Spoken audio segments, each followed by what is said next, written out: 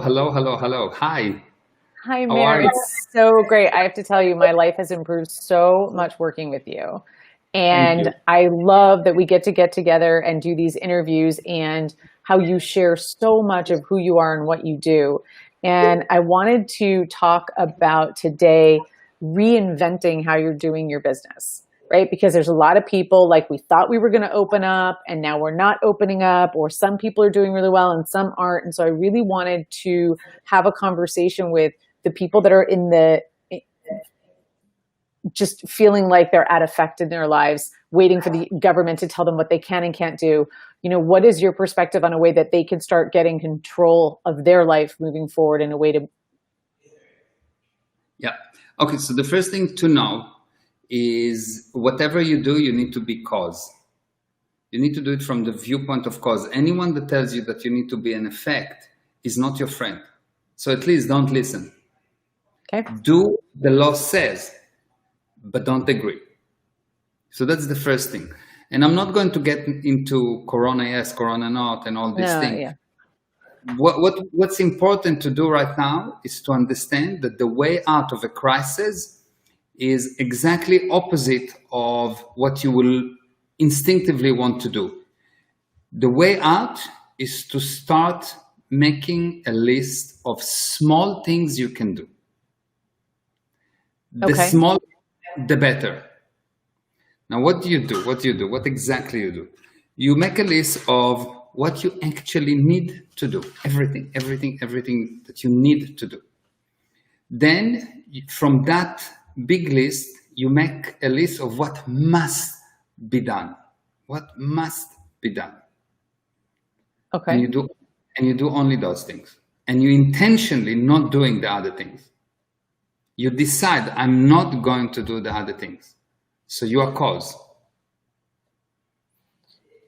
You And intentionally okay. decide all those things I'm not going to do, those things I'm going to do, and you do only those things that you must do. Okay. Okay, that's really important. Okay. Okay. Now, once you do that, once you have that, you start doing what you have to do. You have to do. You will see that you'll get some kind of clarity, some kind of space to look into the future. Don't try to figure out before you do those first steps what you're going to do. You just look at what you have to do. It can be cleaning the house, it can be business, it can be anything that you have to do, things that you've been putting aside for a long time, and you do only those things, and you don't try to plan, and you don't even ask, why am I doing them? You're just doing them because they need to be done. Okay. Okay. So There's anywhere no, that you would have maybe accumulation or whatever it is for you, whatever you decide must be done or has to be done, that's the list. yeah, that's the list. That's it. Okay. And only once you complete that list, only Hmm. once you complete that list, you do the next thing. You sit down and you say, okay, what value can I bring to other people? And it needs to be defined. Now, I can tell you for sure you don't see what the value that you can bring. Most Hmm. people will not see it. It will be limited. You will have a limitation. You need an external viewpoint. You need someone to help you and figure out within this situation what can be done. And the one thing I've helped hundreds, maybe more than over 1,000 people in this time of crisis, one on one. And I can tell you, there's always every business, everything. There's always something you can do. Hmm. Always something you can do. So I have a friend in Israel that is having a kind of an event. He's doing weddings and this kind of thing, Hmm. and it was shut down, and there was nothing to do. He couldn't do anything, and he called me and he says, "Look, Mayor, there's nothing to do. I cannot do anything." Of course he could. Of course he could. He had so much that he could do that he should have been doing for a long, long time ago. He didn't do. And we sat together for an hour, and he's making now, the Corona was like, is the best thing that happened to him in his life. The best thing, he's like, oh my God, just that the Corona will not finish. Oh, I want the Corona to continue. He's dying. Thank God the Corona is here. He's making so much money Hmm. because of the Corona. So there's always a way, always. always a way. That's the one thing that you need to know. There is always a way. You just don't see it. You know, in the worst time, people made business. In the Holocaust, people made business. In the worst, terrible thing, in the concentration camp, people did business. Why? Not because they were Jewish, but because, but because that's the nature of men. Mhm. There are two type of people: people that surrender, and people that says, "Okay, there's always something to do." And the both sides been in the same environment, both sides been in a terrible situation. Right. Some people will say, "Whoa, I'm going to do something out of it, and I'm going to succeed despite everything." And some people say, "I'm going to surrender." Most people, most of the time, are rather for reason to surrender. Most people, Wow. most of the time, are rather for reason to surrender. The successful people are rather for reason to succeed, for reason to fight, for reason to continue despite everything. Well, So it doesn't come down to what you're looking for. If you're looking for a way out, you'll find it. If you're looking for a way through, you'll find it, right? So, yeah, you'll find it. And the key is very simple. It's to know that it can be done. The most nice. valuable person in the universe is the person that can show people that something can be done about it. The most valuable person, the first person that showed that a 4-minute mile can be broken, that's it. Everyone else after that could do it. The most valuable person is the person that can show you that it can be done. And I'm telling you, it can be done. I've helped enough people to know. I never found one person, some were with business, some without business, some with money set aside, with some that a lot of money. Always there is a way to succeed if you don't give up, if you don't look for reason to surrender. There is a way to do it. That's the most important thing to know. Not how to do it, just that there is a way. If there is a way, you'll find it. The moment that you will decide there's a way, you'll find it. You know, that's crazy because I can see just in my past, I can see when I hit a barrier and I accepted it. And then when I hit a barrier and went, wait a second, this is not going to happen. And I just got over it so fast. And it was all like, you know, it's if you think you can and you can't, you're right. Right. So what I love too, is it's also, the other part is surrounding yourself with people that believe in you, that you can do things, right? Like, so you have those people putting the good information in, because otherwise you'll rise to if everyone around you is saying you can't do it, even if you think you can, you're working against yourself, right? Yeah. So the one hand, it's better to have people around you that say that you can, but what's better than that? Is knowing you can. It's to be the engine that turns everyone around to tell them they can. If you can start to convince them that they can, you cannot not. Like if I, I love that. Imagine if I will say, well, there's people around me that cannot. If I will say, okay, fine, I can. No, if I take the responsibility of anyone that call me, I'm 100% going to show you how to do it. Of course I will show you, because I decided, because I already committed. So you need to commit to help them. And it's actually in a way good that you have a few useless people around you, so you can push them and show them it can be done, because it's their practice. You practice on them.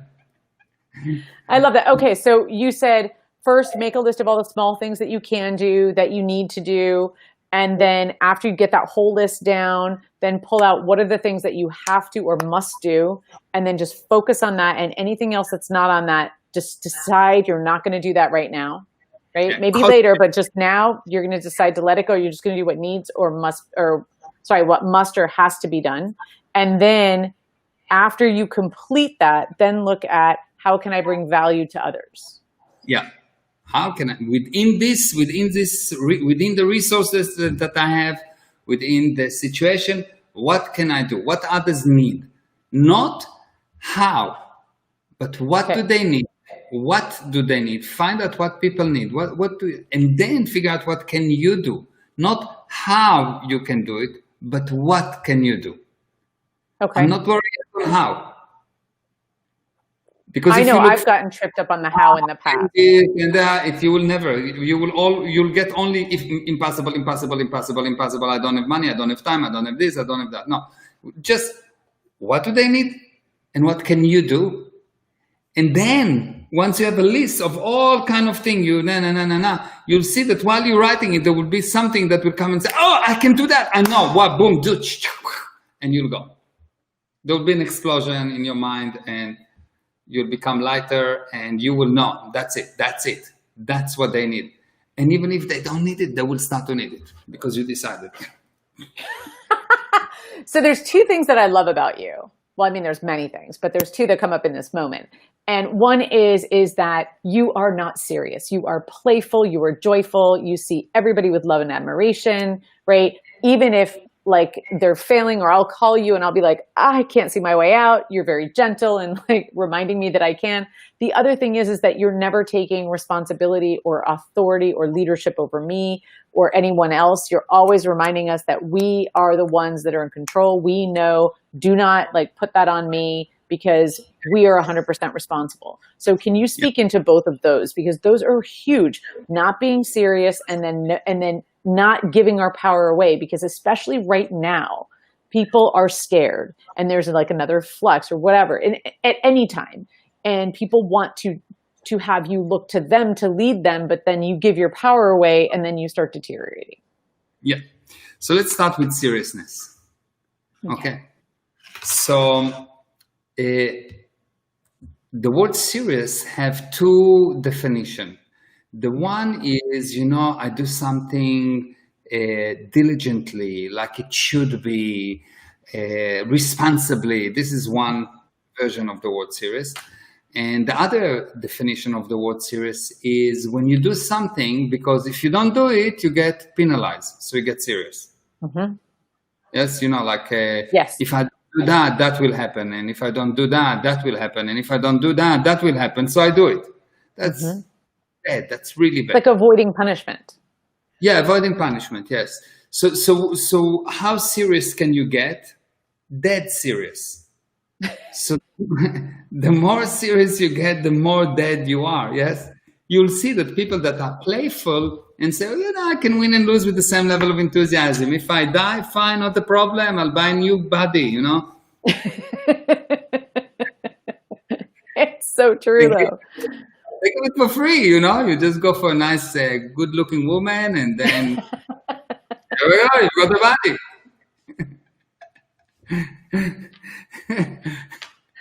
Oh, exactly my point of playfulness, right? Like anything can be.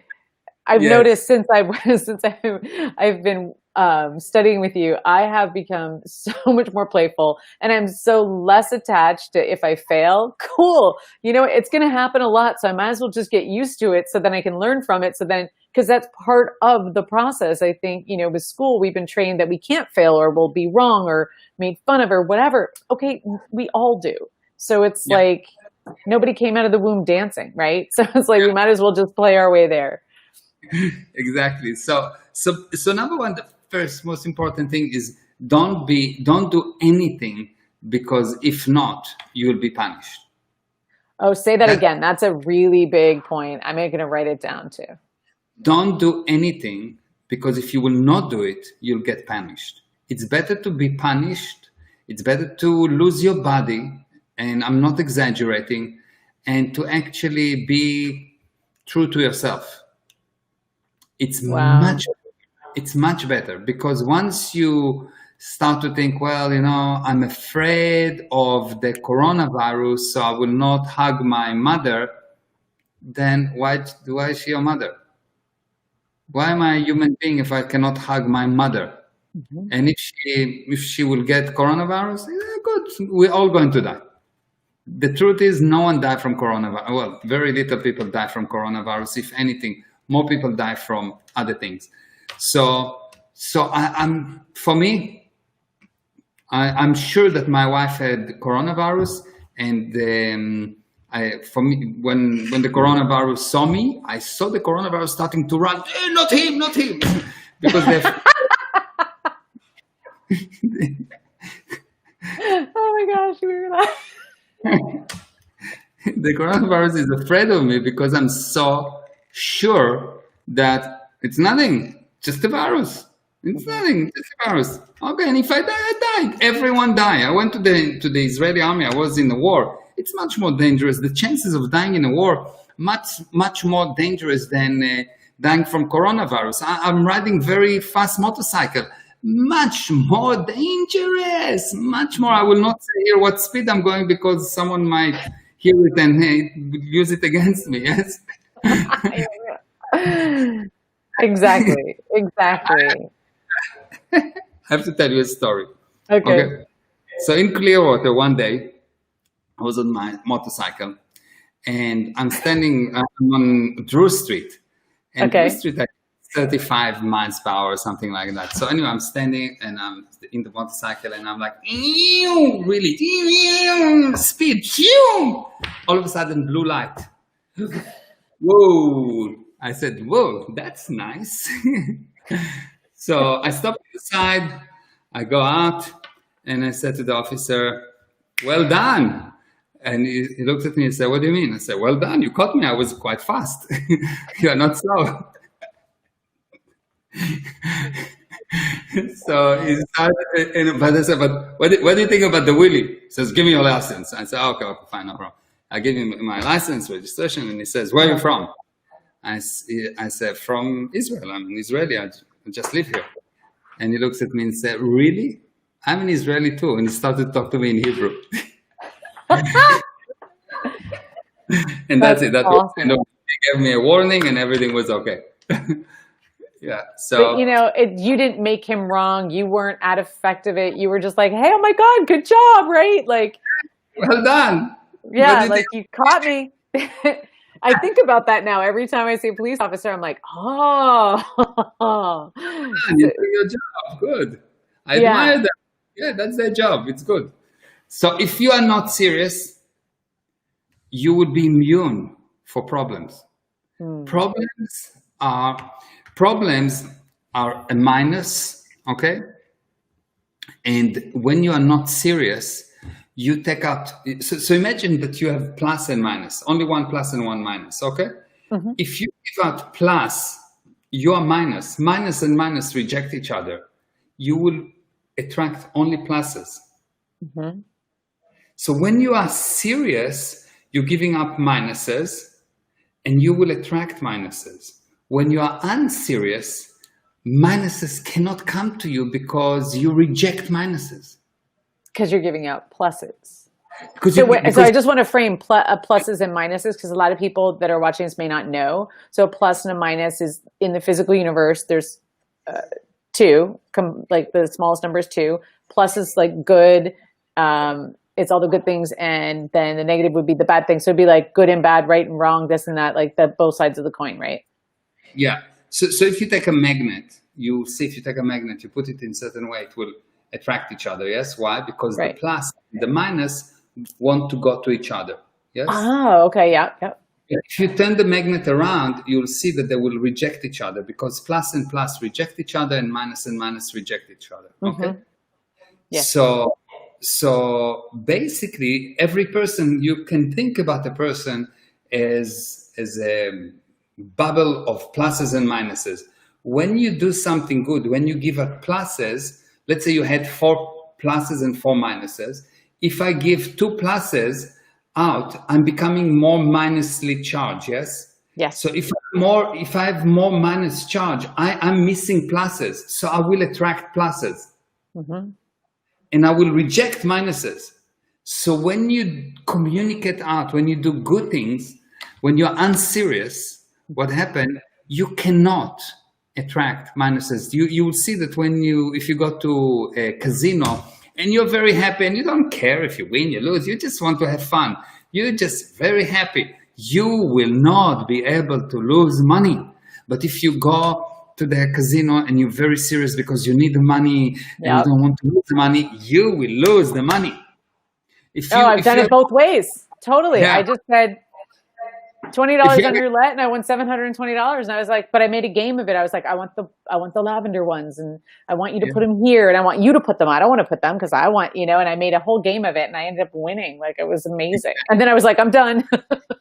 Exactly. So when you unserious, things happening your way. So if you have a girlfriend and you go and there's 7,000 girls around and all looking at you and everything is okay, and then your girlfriend leaves you and with her goes all the girls. There's no one around. It's just weird. It's just weird. When you want something, you will not get it, and when you have it, and when you don't want everywhere. it, yes. Why? Because this is a serious person life. You get what you don't want, and you don't get what you want. An unserious person life is anything he wants, he gets, and if he doesn't want it, it goes away. And it's like magic. And the most successful people that I know, and I know many successful people, and I have very good friends that are really successful, and there are two types of successful people. There are unethical successful people and ethical successful people. There are those people that got money in all kind of dirty ways, and there are those people that got their money honestly. Those people that got their money honestly, they're the most unserious people in the universe. They're fun, they're light, anything, nothing can hurt them, nothing. And it's not because they have money. This is how they've been. That's why they have money. And those people that have money and they're serious, they actually don't have the money. They maybe have it in the bank account, but they don't feel rich. They feel miserable, they feel heavy. They fight all the time. They fight with their wife, they fight with the kids, they fight with the chair, they fight with the computer. They fight all the time. They always fight. They're never happy. Yes. Because they're serious. So if you want to be successful, the best thing you can do is force yourself to be unserious. Force yourself to smile. Force yourself to be crazy. Force yourself to be unserious. You will not be able not to be successful. And it's the best immune against diseases. It's the best immune against accidents. It's the best immune against anything. Really, it's the best. It's like there's nothing better. Now, when you are unserious, the one thing that you 100% know is that it's you. You're the source of everything. You come up with the idea. You cannot be unserious on someone else's idea. You come up with the ideas. You come up with the jokes. Even if you go from someone else, as far as you're concerned, it's yours. You are the source of everything that happened. And you are the source of things. When you don't get someone else to be a crutch to lean on, when you are not a parrot, when you actually think for yourself, at that moment, you see that not only that good thing will happen to you, you will create new things all the time. You'll create new things. Your life will expand, and you will just know. And anything that you will think about will materialize. You will be a magician, because a magician is someone that knows, but a real magician, not someone that's doing a fake magic. A fake magic, yes. Real magician is a person that can do something out of nothing. And the interesting thing is that all of us can bring something out of nothing. All of us, without exception. You just need to stop being serious. How serious can you be when you are stuck, when you believe that the physical universe that you create is senior to you? You become very serious. Wow. Yeah. Let me just say hi to everyone, because we have lots of people here on the chat. Awesome. Hi, everyone. So we've got the Facebook user, and we've got Aaron. Hello, beauties. Hi. And Swapna. Hi. She's saying hi. Hi, and Swapna. Sophie, so long. I miss you. I'm so happy to see you. Sophie from Austin, and the Swapna say hi to you as well. And Shooting Ambianes, I'm not sure if I say it correctly. Can I have a link to the academy? Thanks. Yes, the Parent Academy, the link is on the screen, and it is www.meirezra.com/family. So you can just go there, or on Instagram, you can just go to my bio. It's on my bio. Or if you go to Meir Ezra Official on Facebook, you can find it there. And yes, hi, Avi Budara. How are you? Good to see you from Israel. My good friend Avi. He's got a daughter that a very, very extremely talented musician and singer. And he is an unbelievable musician, Avi. So, so good to see you. Yeah. Next question. Oh my goodness, I got so wrapped up in what you were saying, I forgot. I had two things that I had asked you about. I asked you about not being serious, and what was the other one? This being source. We spoke about both of them. Being source. Oh yes, that's right. Being source. Okay, perfect. Oh my goodness. So I love that. So let's talk about this, because this is something I noticed when I first started doing this. I started getting these really big wins, but then I kind of like get confronted with myself. And so I do like, wow, this is so fun. I get super playful. I'd have these amazing wins. And then like, I'd get sort of like the pendulum on the other side. So can you talk about that? Like, how can you quickly snap back? Because is that part of the process? Yeah. So the physical, when you start to get wins, basically what happened, the war, you can say, is the war between you being the boss or the physical universe being the boss. This is a war. And it's an actual war, yes? You being the boss, meaning that love, beauty, compassion win. Yep. No effort. You just say something and it happened. You being the boss mean that bad is an impossibility, because you, the spirit, are incapable of doing anything bad. You being the boss mean that you are so responsible that you are trusted with everything. And on the other hand, we've got the physical universe and everything that connected with the physical universe. And while the purpose of you as the boss is to create future, to be ethical, to create beauty, to create aesthetics, the purpose of the physical universe is to destroy. And it's very hard for us to confront because it's not our purpose. So we don't believe it that the physical universe wants to destroy. Right. The physical universe, if you live it, if you take a house and you don't have people there, you will see it will fall apart, because the physical universe purpose is to destroy. And it's hard to believe that that thing has a purpose. The purpose of the physical universe is to prove to you that nothing is possible, that you're a failure, that nothing is possible, that you are weak. So the more you agree with the physical universe, the worse you will get. The more you agree with the physical universe, the worse you will get. So what is the physical universe for a person? The physical universe for a person is not the walls and the cars and so on. The physical universe for a person is his past. The more you agree with your past, the worse you will get. And that also is the more that you reference the past to make decisions for the future, prior causes, the same thing, right?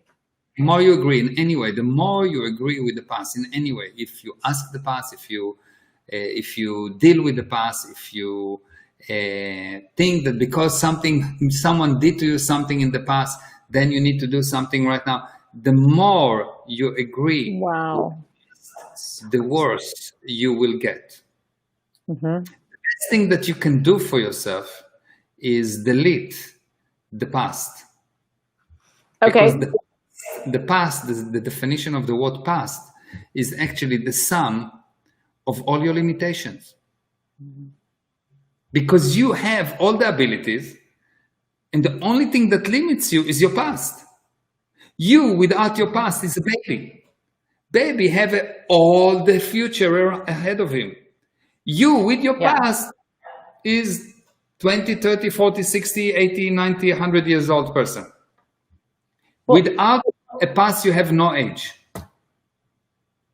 I see that when in my business and as I work with people, it's like at some point there's this moment where you'll say, oh, can you do this or can you not do this? And there's one moment where instead of saying, oh, I haven't done that yet, you say, no, it's like this point where you just decide, okay, I'm not gonna test things out anymore. I'm not going to take that extra step. And I'm fascinated because I see that in my life. And since I've been working with you, I notice like there's things I start paying attention and they're everywhere in like little things that I wouldn't even, they're so small. Like even just the way I drive to work, like, or not work, but anywhere I'm going. Now I just make up new ways because I don't want to be predetermined on how I'm going to get there. So I'm like, oh, I'm going to just take a different route. I'm not going to use the GPS. I'm going to like find my way there. And if I get lost, that's part of the adventure, right? There's so many things, but there's this point, and I notice it too, because now that I'm 51, right? I'm noticing it that as people age, they just kind of say, this is what I do and this is what I don't do. And then they live in that little box and the box just keeps shrinking and getting smaller. And that's what you're talking about. The more past you have, the less options you have, right? Past what limits you. Think about it. If the Wright brother would say, well, it's obviously that we cannot fly, then we wouldn't fly.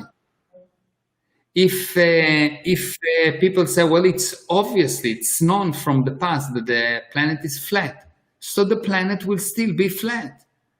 If the only reason that there was any progress is because someone said, the hell with the past.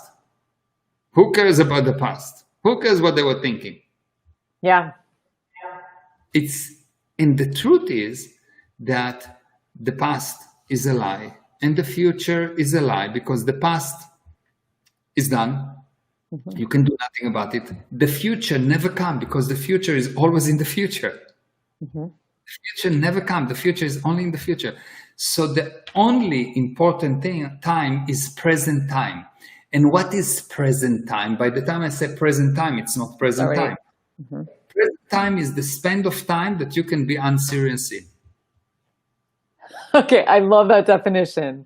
That is amazing. Because I notice I have these wins and I get so excited and then I go, oh, can I maintain it? And then I go right back out of it. And I'm like, oh, man. And I like have to focus on, okay, little validations. I'm like, oh my God, things are great. And then I'm like, wait, look at how great they are. Crap, I lost it. And I have to like start all over. And isn't that what you're talking about, right? So it's developing almost that muscle of like coming back to like not seriousness when you catch yourself. Because then what I used to do is I get serious that I got serious. It's really you have the things coming up now, the tags. Yes. People's comments coming up. That's wonderful. Yeah. It's the span of time. It's really the span of time that you are not serious at. And most people can really be unserious for not more than a second. Most people, even if they say that they're unserious, they're dead serious. Right. So as they're practicing, right, even if they just take what they've learned here, and hi, Swapna, even if they just take what they're learning here and then they practice and they start getting wins and they start doing that, there's the playfulness of like, oh, I wonder if I can go 2 minutes, make it a game. Oh, I wonder if I can go 3 minutes. Oh, wow. Oh, I went longer than I went last time. That's right. Like that. Is that what you're talking about? Exactly. So you'll see that over time, what will happen is that you will delete lies. And the more lies you will delete, what happens every time you delete a lie, every time you find a piece of truth, when you find a piece of truth is a moment when you go to before the beginning. It's a moment where you are unserious. Hey, we've got Della here. Hi. And at that moment, we all love Della. And I haven't met her yet. You haven't? Oh, you should. She's very, very, you two have to meet. You must. I would thank you. Yes, I would love that. I always love to meet new people. Very powerful, very amazing, beautiful, smart, everything. Like Della, I love Della. 100%. I'm totally love Your her. admiration is overflowing. Yeah, no, I really love her. I love, she's so, I don't know, I never met her, but the times that we spoke and what I get from her universe, perfection. Aww. Amazing person. Really, really, really unbelievable person. That's fantastic. Yes. So basically you will see that Once you find truth, what's the definition of truth? Truth is the exact thing. And when is the exact thing? The exact thing means it has no continuation, because if something has a continuation, it's not an exact thing, because at least the time is different. Right. Yeah. At least the time is different. And of course, the space is different because everything is changing. So the truth is the exact thing. And what amazing about truth? Truth make thing to stop existing. Truth is what make the physical universe cease to exist. That's why because it's whole, there's no minus anymore. There's no minus or plus. There's nothing. It's zero. In the physical universe, you don't admit of zero. Mm-hmm. So you will get a nothingness. The only way to end the physical universe is with truth. That's so amazing. I know, it's so great. I love playing with you because I get like these ahas, and then I'm like, as soon as I try to explain it, I'm like a mess. But it's like, I got it. Let me just stay with it. I don't need to tell anyone about it. I can just get it and just play with it. The purpose is the truth, because once you hear a truth, once you have a truth, what's the word clever mean? Clever is the ability to recognize truth. Mm-hmm. Once you recognize truth, it means you recognize that something left. To recognize truth means to recognize when something left. To recognize when something is not there. It's not, oh, I see this is white, yes, no, that's a viewpoint, that's not truth. Clever is the ability to recognize that something has left. Oh, I love that. Yes, and in that moment, you get more of you, because what left? Past. What can you get to live? Past. So the less past you have, the more of you have. So let me ask you, when people are talking, especially right now, and I notice people, when you meet new people and you're connecting with them, a lot of times they will reference their past and they'll give you their history, and they'll say, oh, I come from 5 brothers and da-da-da. And that's just anchoring it, right? It's basically what they do. They give you a point of reference, mm-hmm. because they assume that they cannot get in communication with you. So they get in communication with the mechanism of you. When a person, look, if I meet a person and I'm really in communication with them, mm-hmm. I don't need words. I'm in communication. He knows, I know. That's it. We're in communication. We know. Once I need to add words, it's a deterioration. And once I need to tell him about my past, it's even worse. And what I get is actually, it seems like we're getting closer, but we're actually growing apart. That's why you will see that you meet someone, you fall in love with them. And what does it mean, fall in love? The urge to be together for no reason at all. Mm-hmm. And you are together for no reason at all. And now you're starting to, and you start to assume that what you do is you building agreements. If you build an agreement, it means that it's going to be broken, because agreements are temporary. Agreements are connected to everything around you. For an agreement to be kept, everything around you have to be kept. Isn't a marriage an agreement? No, not at all. If a marriage is an agreement, you have a divorce. But I've had a couple of those. Marriage is not an agreement. I don't have an agreement with Aviva. I have a creation with Aviva. If I don't create it from the beginning, and I'm keeping the agreement from 34 years ago, believe me, that's how they deteriorate. 4 years ago, it's like, who can keep an agreement for 34 years? I've changed. She changed. Right. We don't have the same body. I'm much stronger, much nicer, much more beautiful. And no, I'm joking. You are. I've seen your muscles. So basically, marriage is not an agreement. If it's an agreement, I'm in a cage. Yeah. If it's an agreement, I'm in a cage. Agreement means this is it, that's it, finish, I don't care, that's what happened. It's a cage. But if it's creation, now we trust each other enough to know that every day we will do the right thing. We will create more right things. Agreement you need when you don't trust the other person. I can see the difference with my current husband. Oh my God, he's amazing. We're constantly recreating. It's beautiful. Oh my gosh, it's fantastic. But it wasn't anything that came that way. We really came together from let's partner and do something fun and amazing and beautiful. Yeah, so you created, it was aesthetic, it was beautiful, it's creation. When a marriage is based on an agreement, people may stay together, but they will be miserable. Like the agreement is you agree to be in jail, you know? that's I agree, I cannot run away, so I'm in jail. Wow. But not marriage. Marriage is a creation. The problem of marriage is that you create. At the day of the marriage, you sign an agreement. Once you sign an agreement, you know you don't have to create anymore. No, you're just starting to create. It's like you get the canvas and then you get to paint it. Yeah, you're just starting to create.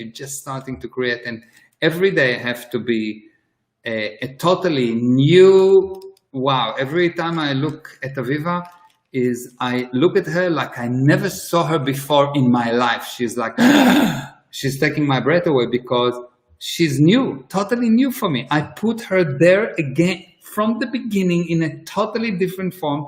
And of course I love her because I put her there. Of course I love her. I put her there. So how I will not love my creation? Wow. Okay. So what would you say is your single most important lesson that you've learned in your life, or unlearned, or truth that you've... That nothing is important. Expand. Nothing is important. Because nothing is important, I can create whatever I want. There is nothing important in life. Life means change. The word life means the ability to change. For as long as you can change, you are alive. I don't know if you notice that stones are less alive than people because they cannot change much. Right. Absolutely. Yes. So life, life is change. So the most important thing to understand in life is nothing is important. It's just a game. Nothing is important. Nothing is important. Nothing is important. It doesn't mean that you are becoming irresponsible. It doesn't mean anything. It means that nothing is important. So just go and create. Just have fun. Create. And the beautiful thing is that if you don't put all these agreements and limitation on a person, he will do only good things. But if you put police and punishment and justice action and this and that, everyone become afraid. And when you're afraid, you're blind. And when you're blind, you do bad things. And when you do bad things, you hide them. And when you hide them, you do more bad things. And that's it, finished. Wow. And that's the fundamental undercurrent to when you're saying, don't be serious. It's like, nothing's really important. I'm just playing a game. And I choose every day what to put back in my world and see it as a new unit of time. So just because Freddie was there yesterday doesn't mean that I just leave from yesterday. I come in at a new unit of time. Yeah. And it's really nothing is important, because if something important, then you're in a jail. Then someone can give you a bribe. Then someone can put a gun to your head, and then you cannot have values, because if things are important, then okay, so I will put a gun to your head. If you don't do that, I'll take your money, or I'll take your hand, or I'll take your finger, or I'll take No, nothing is important. If I need to do something that is bad against my integrity, I'll check out, not a problem. Next, take a new body, tomorrow. Easy. I mean, we've done it so many times. People die so many times. What's the big deal? People die all the time. What's this? Well, look what happened when people start to be afraid of dying. The whole story of is people afraid of dying. People become so stupid. They destroy a whole society because they're afraid of dying, and there's nothing to be afraid of. Never mind that it's not dangerous. You know, I've asked a few people, what does it mean, pandemic? How many people need to die before you have a pandemic? What do you think? How many people? I don't know, 1 million? Million? No.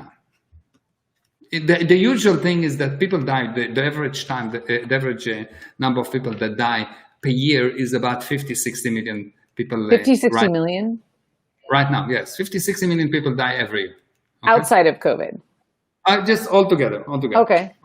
From COVID, 500,000 people die. It's not from COVID, but let's call it from COVID. 500,000 people die, okay? So let's see 1 million people would die from COVID, okay? Good.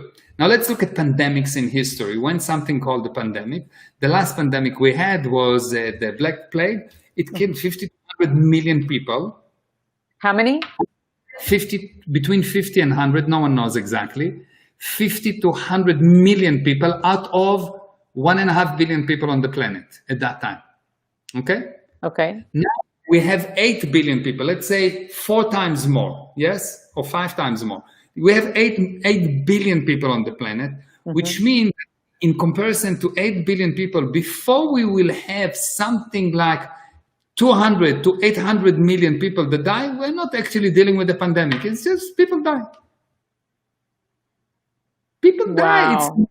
It's normal. It's actually normal. So it's just another disease. What's the problem? The problem is that I think that on this planet, there are many, many viruses, many diseases, many viruses, hundreds of thousands, if not million types of viruses and diseases. Yes? Yes. But the most dangerous one is fear. Fear is the most dangerous virus, the most dangerous disease in the universe is fear. Fear you have no creation from fear. Fear kills more people per year than all the viruses combined. You understand that if you're not in fear, virus cannot hit you? If you're unserious, a virus cannot hit you. Your immune system is so strong. You're creating your body, you're creating everything. Nothing can hurt you. You know, in the army, we had this thing that we knew that if someone got to an operation when he's afraid, he's going to die or get hit. And people that was not afraid, even if they will have a bullet with the address on it, it will never hit them. Bullets will just not hit them. If you're not afraid, bullets don't hit you. They cannot hit you if you're not afraid. You need to first be afraid, and then you can be hit. Really? What is fear? Fear is a state of imperception. You don't perceive. Now, because you don't perceive, you cannot protect yourself. Did you notice when you're afraid, you go, whoa, or you close your eyes, or you run away. You retract in some way. You don't see, you don't hear. You don't actually, when you're afraid, you don't know what you're afraid of. You don't see, you don't perceive while you're afraid. It is the most fascinating thing. Yet the only thing that can help you in an emergency situation is if you actually can see and perceive. So you can do something about it. Imagine a fighter that closes his eyes. Yeah. A fighter that closes his eyes will always lose. You need to be able to look life in the eyes and be willing to win and lose with the same level of enthusiasm, to be willing to die at any given moment. It's normal. It's okay. Nothing happened. It's just another death. It's just part of our cycle. It's just part of nothing. You don't die. The body is dead. I mean, that's what I meant. Yeah. The physical universe cycle. Yeah, it's just like nothing. It's the body dies. Fine. Not a problem. We'll get a new one. I love it when you say that, because it's like what's amazing when I've started playing in your world, and why I love interviewing you so much, is it's so refreshing because it's lighthearted, it's fun, it's really saying what you don't want to hear. Because what the majority of the people are doing, when I was young, I used to call myself a salmon. If everyone's going that way, I'm swimming upstream, right? Like what everyone's doing, I'm going to do the opposite. I don't even know why, but I just kind of came in with that program, right? If everyone goes left, I'm going right. Like I don't want to go where the masses are going. And it's funny because now I can see it's before I forgot, right? Like it was when I was remembering. And now when I come to you, it's like I can start seeing the patterns in my life and when I started making certain decisions. But by seeing that, now all of a sudden they're just going away. Yeah. And it's so beautiful, but it's like you have such a refreshing view on being able to show us where to look, but not tell us what to see. Yeah. Oh, look at that. You just got like all haloed with that new Oh, light. really? Yeah. Beautiful. Good. Yeah. Oh my gosh. Thank you so much for Thank you. interviewing here with me today. Oh my gosh. They're like the best conversations. I love it. I'm so grateful I get to share these moments with you. Thank you. Thank you very much. Thank you for everyone that joined. And if you want to get more data, follow me on Instagram, Meir Ezra Official, and join the Family Academy. It's a free series of webinar. It is about family relationship creation, the spirit, the physical universe, entities, the mind, who is against who, and how do you actually make sure that you are the boss, because you are. Mm-hmm. Thank you very much. Bye-bye. Bye.